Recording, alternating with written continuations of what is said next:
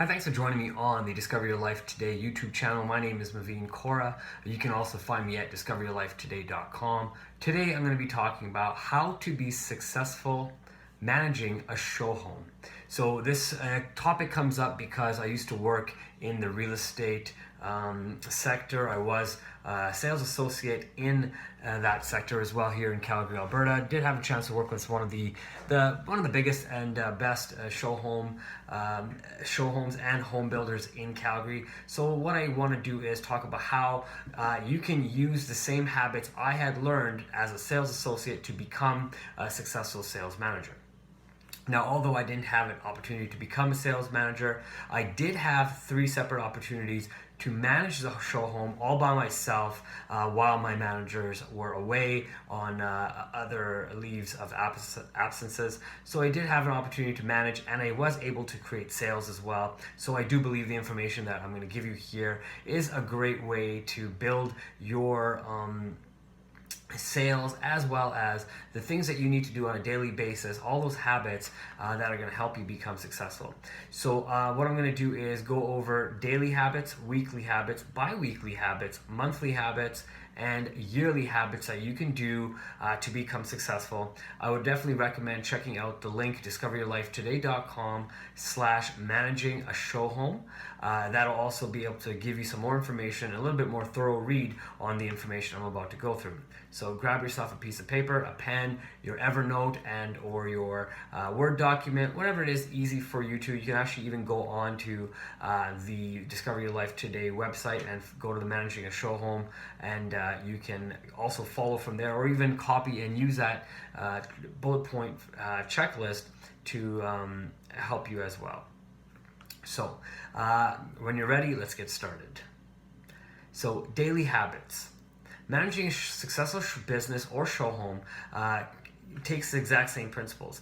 You want to think this way potentially. I used to get up 30 minutes every day earlier than I normally would get up. What I would do is check all my emails from the day before. So just reread them, make sure I understood I didn't miss anything, make sure I understood I did everything correctly. And then what I would do is any new emails that have come in, I would go ahead and start answering those based on the information I have or any tools that I have available to me. If I didn't have the tools available to me, I will then just wait until I get to work and then continue from there. It is important to respond to all the emails that you can from home, just like I said. Make a list of anything that you weren't able to respond to. What I do is I just mark it as unread, and then when I get to work, I just open it up and it'll be read. It comes off of my checklist, and then I just continue that. I was obviously a male sales associate, so as a male associate, my goal was to always be wearing a shirt, dress shirt, a tie, nice dress pants, a nice belt with a nice buckle, obviously my name tag on my shirt, nice dress socks, not white socks. I can't handle white socks, and dress pants. I just don't think it makes sense with dress shoes as well. Always make sure your shoes are polished. That's what I used to do. And also I'd have a dress coat. I can always take that coat off or keep it on depending on how I felt or if I wanted to wear it or not. And keep in mind, you also feel great when you are dressed up, and you will feel like selling as well. Now, if you're a woman in a sales position listening to this, what I would recommend is, probably something very similar, something dressy, classy as well. If you're going to be wearing a dress, for example, don't keep it above the knees, keep it below the knees. Below the knees is professional. Above the knees is typically seen as going out and partying or whatnot. I mean, you're going to have to make your own calls. So all I can do is say that because I'm not a woman. So maybe look at other successful women who are in sales and maybe look at them as an example. I would always ensure I would have my safety boots, my hard hat, my goggles, and my gloves in case I needed them for the site. Before arriving at the office, I would always check and make sure all the available lots had signage on it and the proper signage on it, so people in the public could see a proper clean sign when they were driving across the lots, because they want to make sure that what is available for a lot is maybe something that they're considering. So I want to make sure that the lots are being presented in the best manner as possible as people are driving through the community. When I would get to the office, I would make sure the front of the showroom was clean and very welcoming. Again, you have a dirty showroom at this front, people aren't going to necessarily want to come in if it doesn't look warm and welcoming. In winter, I would shovel the sidewalk. So for people who have winter, definitely recommend shoveling the sidewalk. Make it easy for people to get into. Don't make it a challenge. Make it super easy. I would also shovel any sites of show homes or any homes that were being built as well, for homes that I could take people into, because again, if anybody would come to the show home and I needed to take them there as an example, maybe to show them a certain type of kitchen or a certain background or a certain paint color that we did have in the exact show home, I would able to take them there, and it would be so easy to take them in because the sidewalk was already shoveled. Again, this is all being done prior to getting into the office, so maybe get to the office 30 minutes early as well, and that can be easy to do.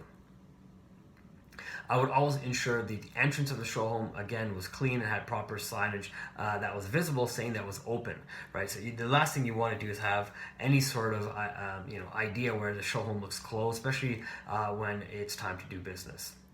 Managing means, when I was managing in my 3 times that I had the opportunity, was making sure that the home was always ready to be shown, the show home again, and always inviting on the inside and the outside.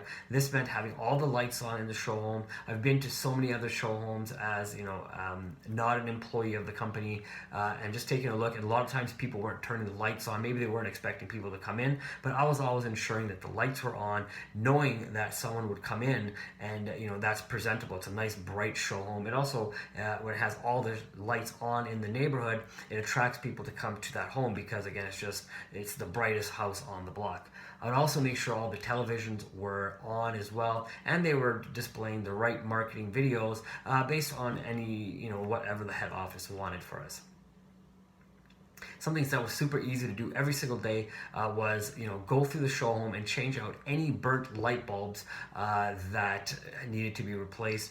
It doesn't look good when you have a burnt light bulb in your show home. It just kind of looks like you've just kind of left it as is, and it gives a bad impression to any client that's potentially coming in, and you don't look professional, and they say, if this person can't even change a simple light bulb, what are they really going to do for me when I'm ready to sign on the contract and have them take responsibility for building my $300,000, $400,000, $500,000 to $1 million home plus.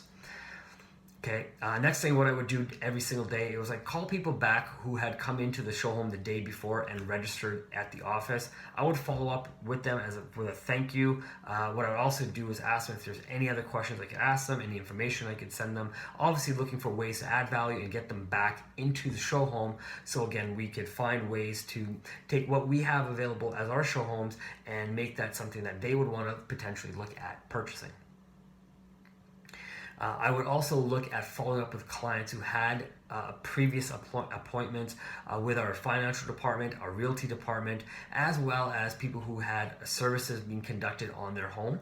So when I would follow up with these guys was because anybody who was with the financial department, that means that they were potentially looking to move forward into the signing process. Anybody who was had information with our realty department means they were looking to potentially list their current home and buy with us. So I want to always know what was happening and keep in touch. And obviously I'm staying in touch with the realty department as well as the financial department, because again, I want both sides of the story, and I kind of act surprised and still have all the information, so I still am professional.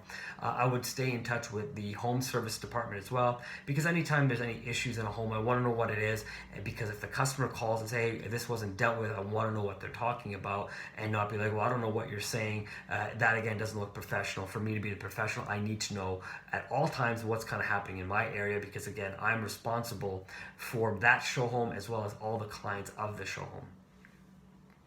I would always make sure I'm following up with clients, with new clients again, with emails, and handling any new customer requests that were coming in as well at all times, and any new emails that were coming in during the day. I would obviously stay on top of and continue to answer those and send out information again. A lot of times it is the head office messaging us saying, hey, we need information on a file. So again, we want to be on top of that, because any delays in that can delay the process of the home being built and in the end being paid again, right? So we want to make sure we're always on top of that.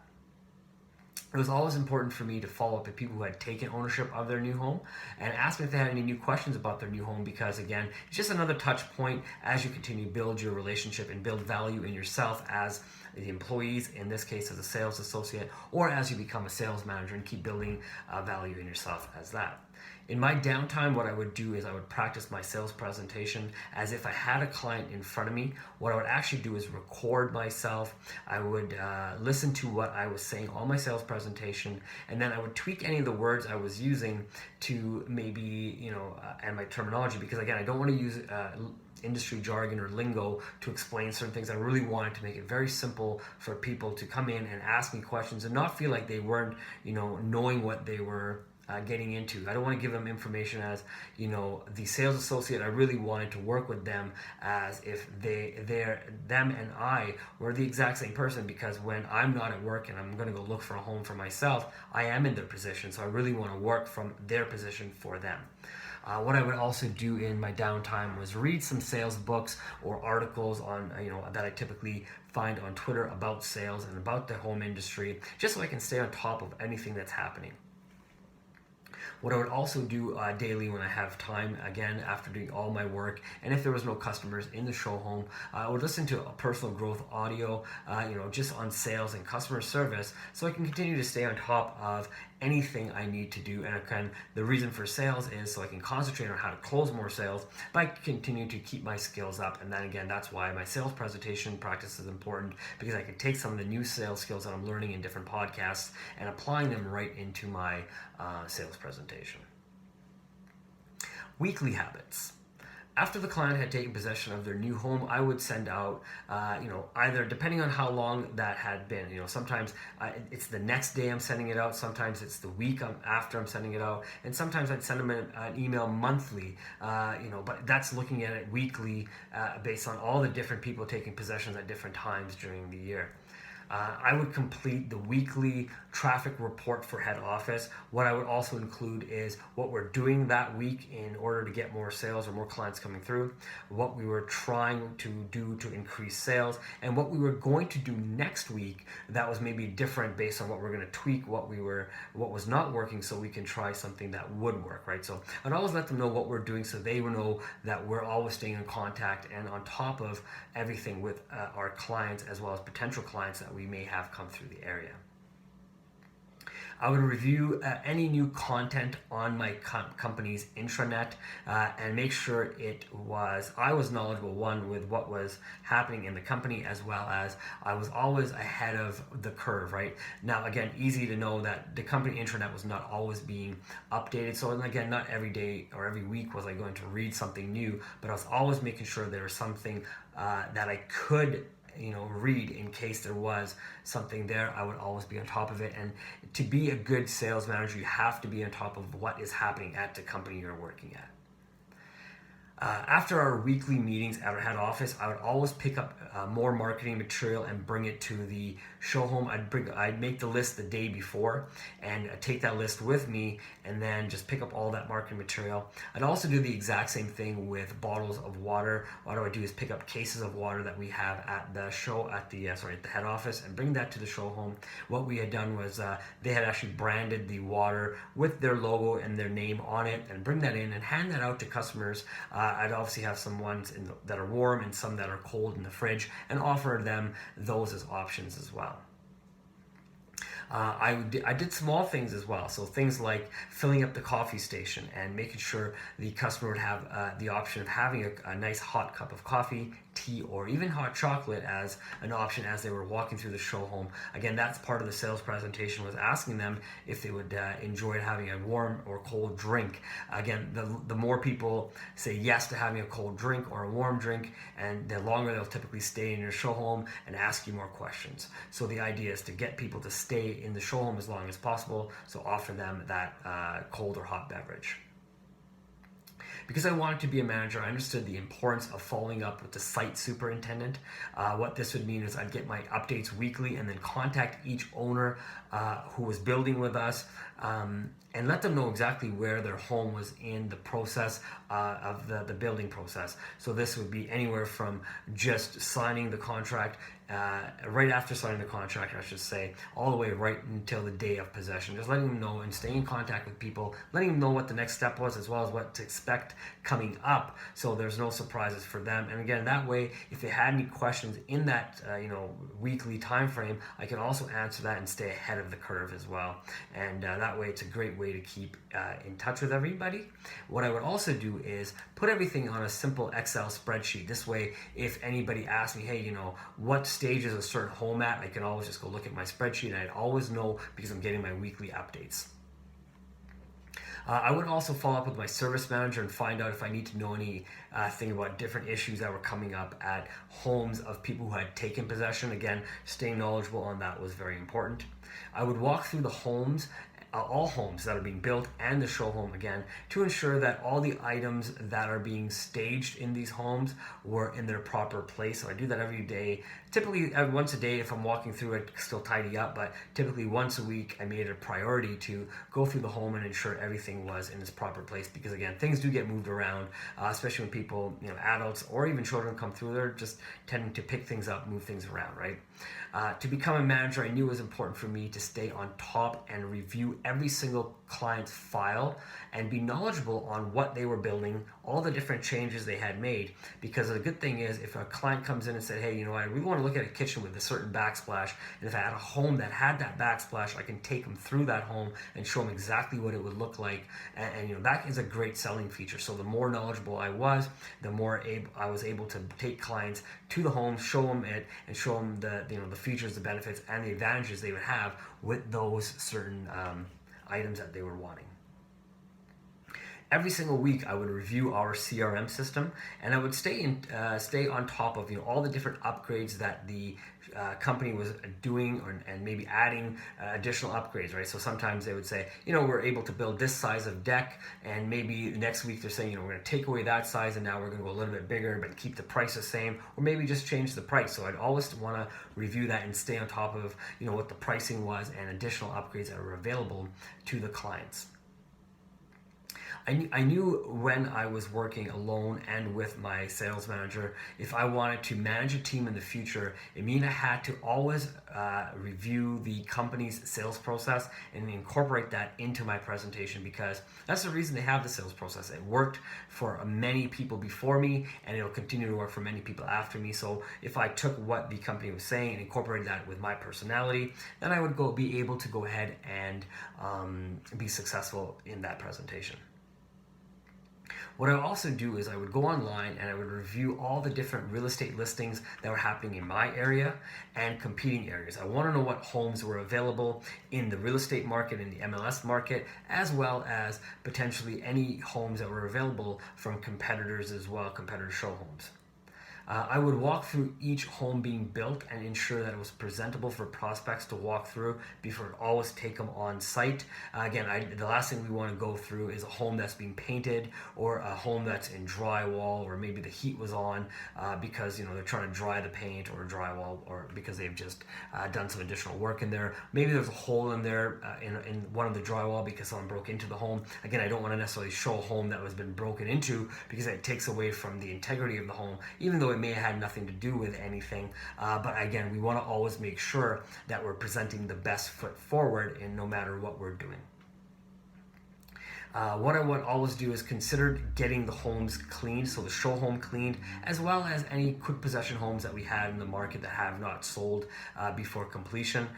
We were taking people through it all the time, and I want to make sure the homes were always presentable. So, as you take people through these homes do get dirty because, depending on the weather outside, they're going to be bringing that into the show home. So again, we want to make sure everything was presentable at all times.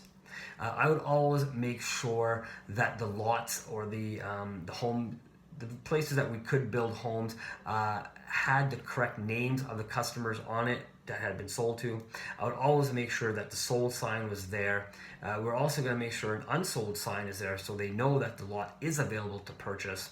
And make sure any garage snipes were on the garage, whatever that marketing said, and ensure that it was visible for people. And for lots that had decks on it already built, we want to make sure that it was also available for them for customers that were driving around the neighborhood to see that deck or see that sign on that deck, because sometimes the location of the house is great, but maybe they're not able to see certain things. So we want to make everything visible as possible.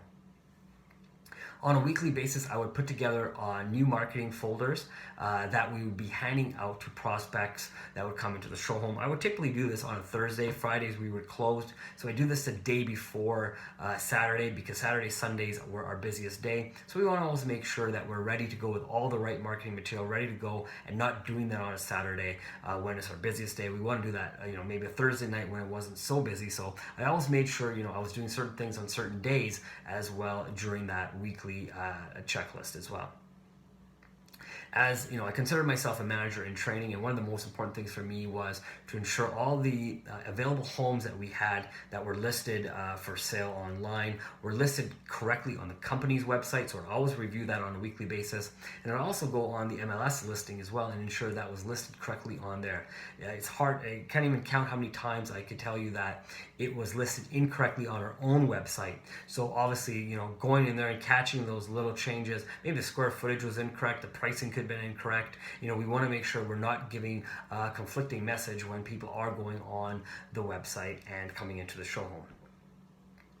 One of the things I always did was ensure, sometimes I had to do this on a weekly basis, really depends on the weather, but usually, I was able to wash my car on a weekly basis. The reason I did this was, many times people would come into the show home and I'm taking them to different, lots, or taking them into different homes to show them, just different floor plans and whatnot. And they were jumping into my car. So, for them to jump into my car, I have to make sure the outside of my car and the inside of my car are clean. So that means, I'm not throwing my McDonald's drive-through bags into the back seat. I want to make sure everything is always clean. I'm not eating in my car. It was always making sure I'm professional and showing that professional image through myself, my dress and my clothes, as well as my vehicle that the customers are getting into. Again, it is a way for them to judge us as well.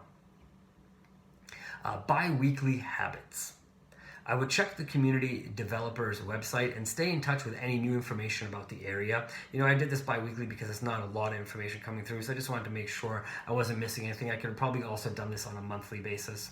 I would have conversations with my direct manager and or area sales manager and ask them to review my current goals and help me make sure I was developing the right plan or staying on track of the plan that we currently have, so I was learning, growing, and closing more sales and becoming successful as I'm on my way to becoming an area sales manager myself.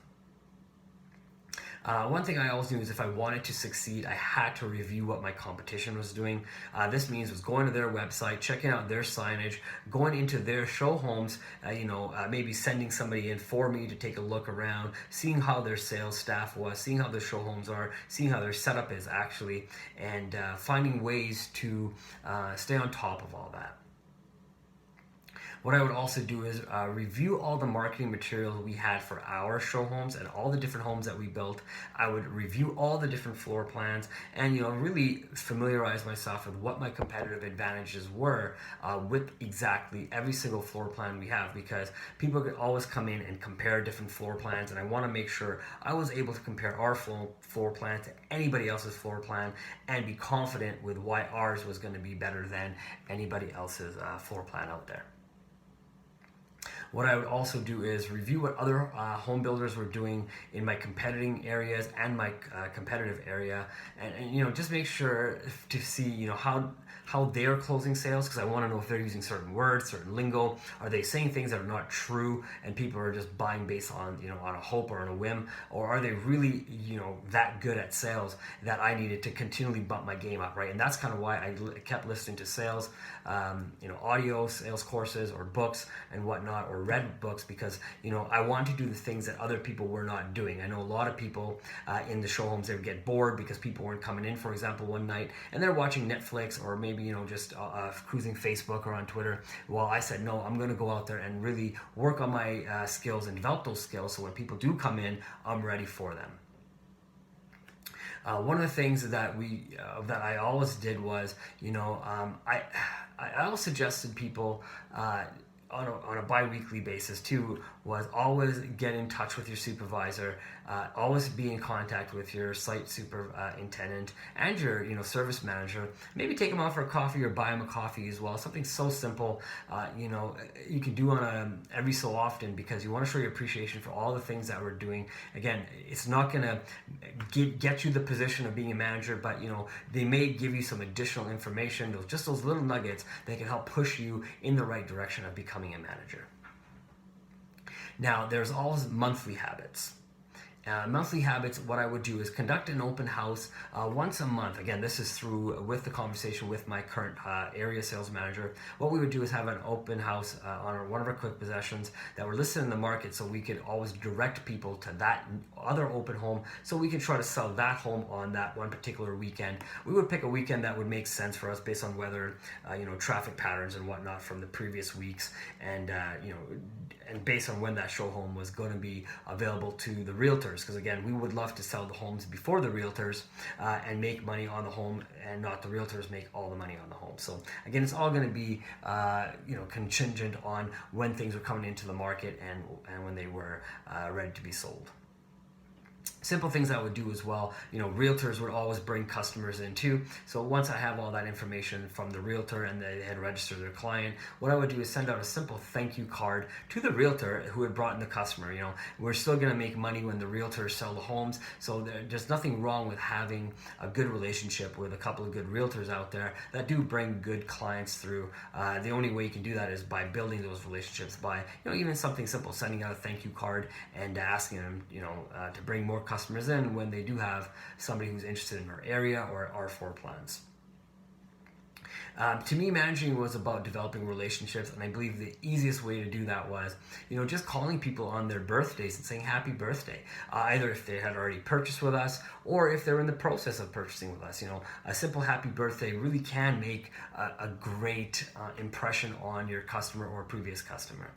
I would also call customers who had purchased homes with us on their first anniversary of their new home purchase and re-congratulate them and ask them for a referral this time around, because they're excited, they're enjoying their home, they've been in there, they like the area, and they've also had friends come to their home. So, and just ask them, say, hey, you don't have to give me any names today, but can you think of a couple of people that you think may be in the market in the future for a home purchase, right? So just looking for those homes, asking for the numbers, or even asking them to call those friends and say, hey, maybe contact these guys or go to the show home and whatnot, right?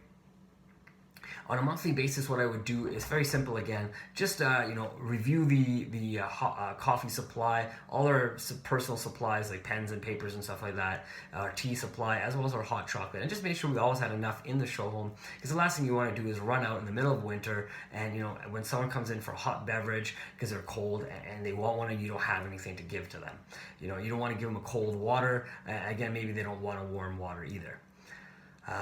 With my sales manager, what I would do is I would review our current marketing materials that we were using and discussing with the clients, and making sure what we're using on a monthly basis was actually working for the type of clients that were coming into our area. If it was a price point, if it was a cultural client, we'd always make sure what we're doing is going to be successful for all the different marketing material we had. So we had to always make sure we were reviewing that, just so we were always on top of it, because I don't think these are things that other show homes were doing. So it was things that we needed to do just to make sure, right? And again, the more we know about our clientele and the more we can cater to them, the better chance we had to sell, and the better chance you'll have to be a successful manager, because the more you know about different people.